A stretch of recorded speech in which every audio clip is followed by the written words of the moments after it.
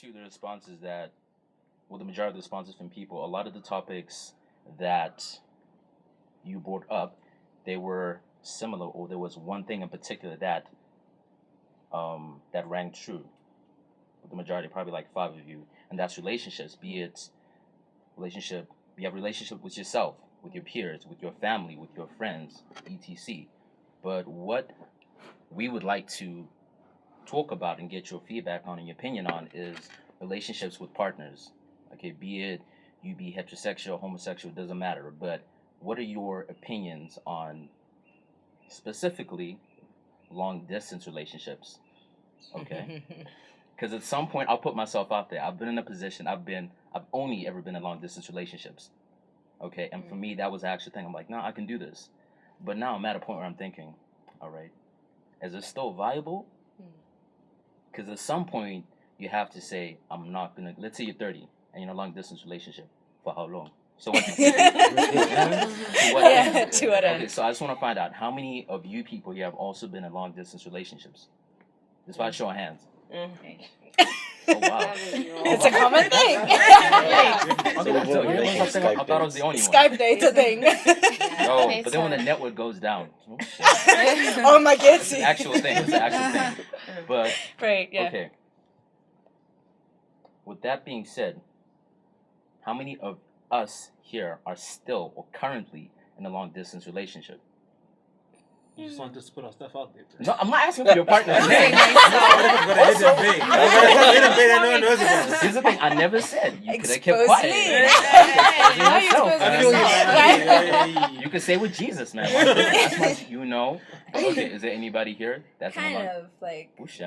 Bro, what you mean kind of? I mean, on that, trying to make that transition from long distance to being in the same place. Right. So it's not. Okay, that's good. Yeah, it's like it's complicated, guys.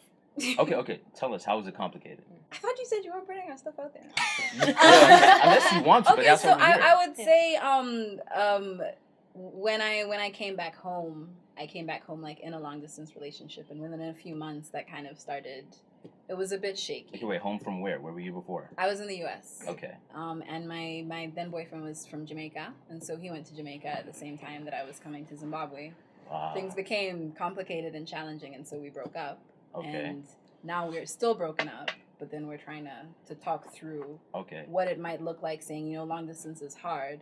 What might it look like to just be in the same place? Maybe that's the only viable way. Mm-hmm. So that's why it's not quite a relationship, because we're still just talking through how do you... So you're trying to find a way to bridge it. Yeah, because it's like I think that the long distance part was just too challenging. So it's if this is going to remain long distance, maybe this isn't going to, maybe we shouldn't do this. Okay, that's good. Yeah, I'm glad that you brought that up, because that was the point I was going to bring towards the end. Hopefully, I was hoping people would add or share their experiences or thoughts about it.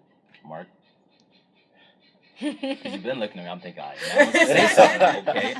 Well, I think the hardest part for me was, so you develop this routine where you've got your set times where you communicate. So you're living your separate lives or whatever, and you're growing into yourselves separately.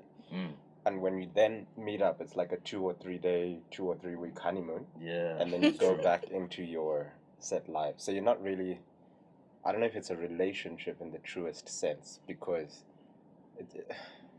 it's like you meet and you guide each other emotionally through your growth, but you don't relate. You don't have the day-to-day experiences, the fights that make a real relationship. So, okay, I wouldn't do it again. I don't think I'll do it again. You don't think you do it again? No. Okay. All right, Mikey?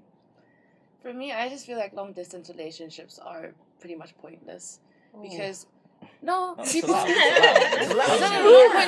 I mean, like, people have physical needs, especially in this day and age. Right. And people going out and drinking, like, a lot happens, and people do have physical needs.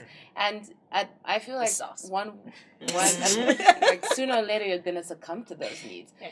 Even if it's like you might last like 8-9 months, but let's say you don't see each other for a long time. Like, let's say they decided to do this for like a year, and then I'll see you in December or something. Something's gonna happen along the way, and I feel like at some point you always succumb to those needs. I think on the part of like physical needs, just also just having someone's company, just having someone around. Yeah. Like I think you get tired of just being on the phone. Like all right, okay guys, excuse me, we're just gonna go on Skype for 2 hours.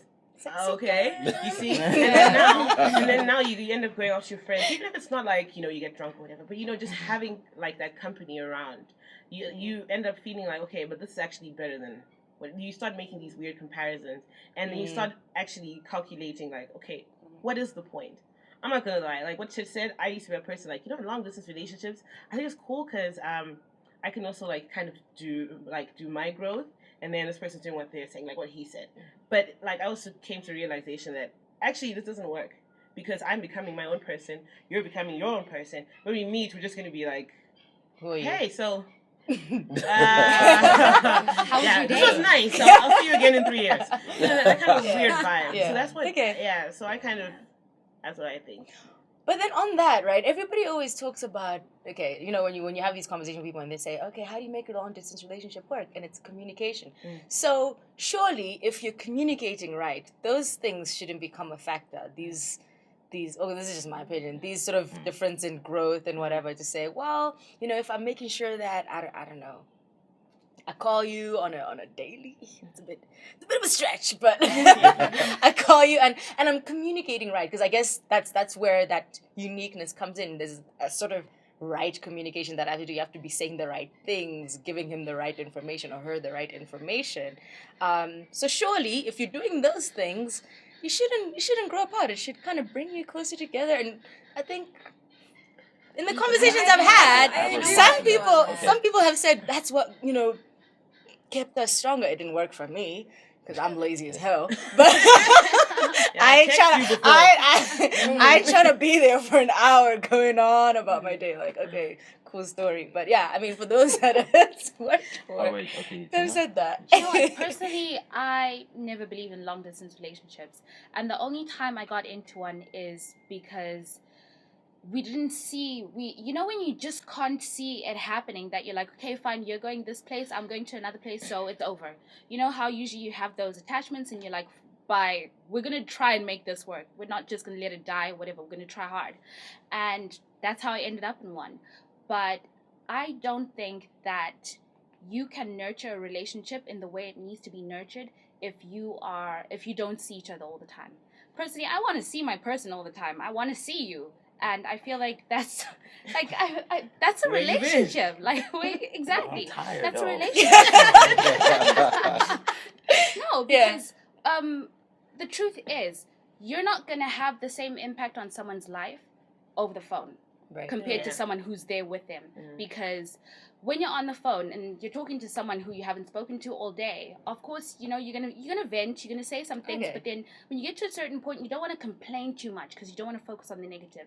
And sometimes you end up compromising some things that you really wanted to say because you're like, okay, fine, maybe I'm gonna wait till this happens. I'm gonna wait till I see them, and when you finally do see them for like 3 weeks, you're like, oh, okay, I don't want to bring this up because we're only together for like a week, and then it's just gonna be all this random stuff going on. So I don't long distance relationships. So on that, can I just like throw this out there?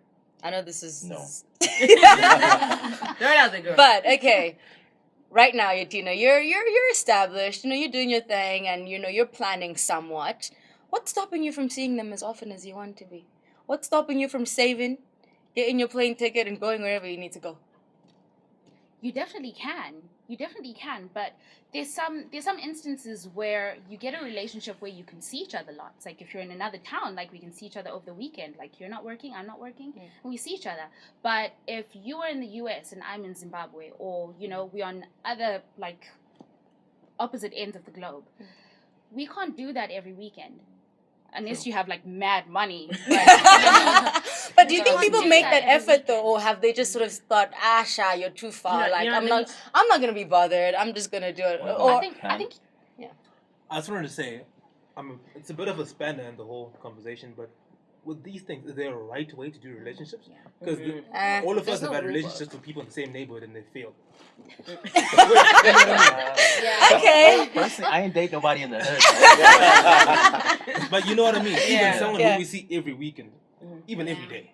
We're communicating and all of that is happening and still it failed. So is there a right way to do certain things? Or is there... I think with this stuff, it's just about whether it works or not.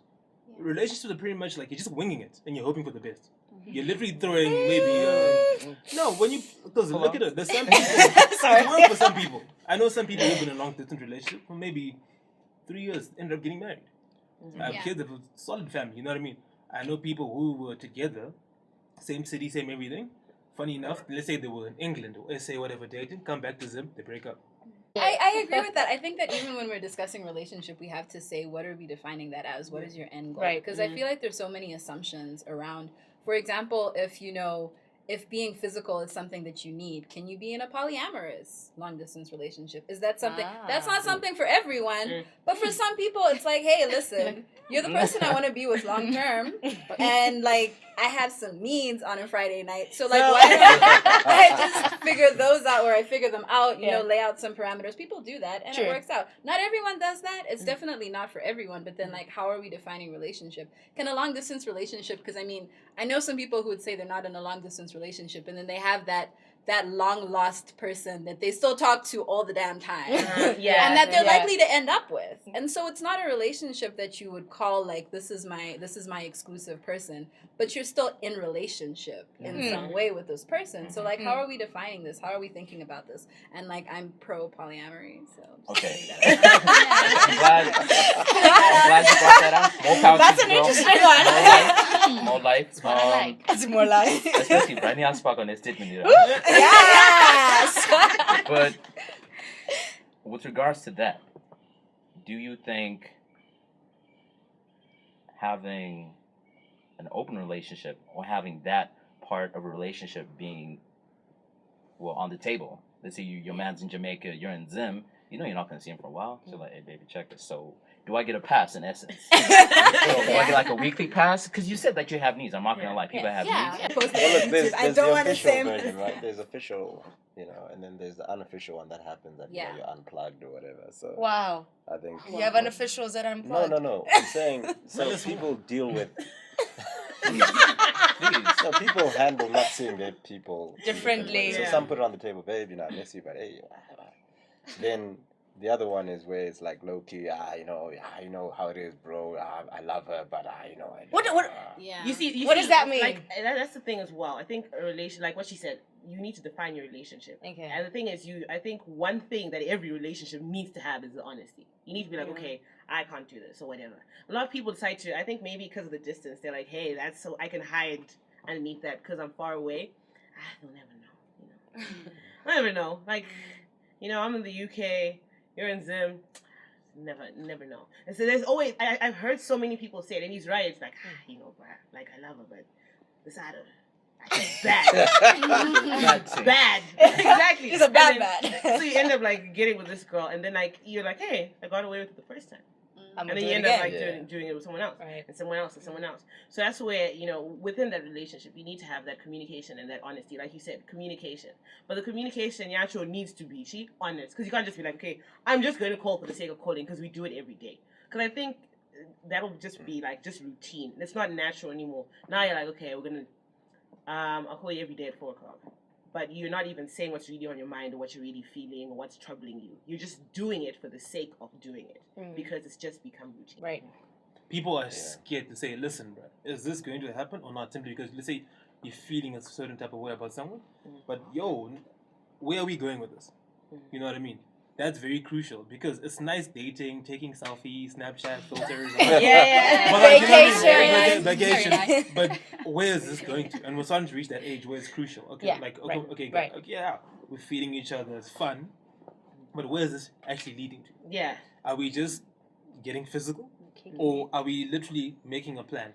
So that can work with a long-distance relationship where there's an end goal. Like, okay, you're in A, I'm in B. We're establishing ourselves. But at some point in time, we're going to meet in the middle and we're going to spend the rest of our life together. Yeah. So if you have that defined, and that's been stated from the beginning, I think it can work. But most people, it's scary because you're now dealing with rejection. It's like me saying, Yadina, we're going to date and I want to marry you. Then you're like, yo, bro, like, we're having fun right now, but I don't know if I want to marry you. You know what I mean? I mean, you're cool as a boyfriend, but husband, bro, I don't know. You know what I mean? But like, I don't know if I could do this. You see, you know what I mean? Like, so people are scared to deal with those kind of feelings because no one likes rejection. what's wrong with me that you can't spend the rest of your life with me, but you can chill with me right now? Right. And I think that's the question everyone is scared to even ask or contemplate even at some point in time, you know? Are you compatible? As where you are in life, where they are in life, does it work? Is it going to work? Are all those things, they all come into play. And if you're not compatible, if you're not at the right place in your life to support a long distance relationship, it makes it really difficult. Yeah. And I think people take they take it for weakness, that if you see something that isn't going to work for you and you say, listen, this is not going to work for me, people are like, oh, okay, fine, they weren't willing to try. But I think in some instances where when you can see that this is going nowhere, it's actually wisdom, because what are you going to be doing in a relationship for 2 years, 4 years, 5 years, possibly the rest of your life, because you were afraid of being the weak one who said, listen, I don't think I can do this. So I think it's all about how compatible you are and who the two individuals are, or four. Fair enough. And who I bring into managing the relationship. I'm 50-50. I think it can work if you can get into it with someone you've already built a foundation with. Then you know you're going to work towards an end goal together. But if you're going to start from scratch and just get into one, that will be a no for me. Baba. Wow, they don't respect me. No, I agree with Pan. Do what works for you. But also, I've learned that I've said no to a lot of things. I'm not going to do a lot of things. And then a couple years down the line, I'm like, oh, shit. So, in that situation, I feel with a long-distance relationship specifically, if you look at what you want, if this is something that you want and you feel you can work around it, do it. If not, no. Right. Back to what he said. If it works for you, do it. I want to ask, I'm going to take this back. We're talking about long-distance relationships, but I want to find out from you guys, before we even get to the long distance, why do you get into a relationship?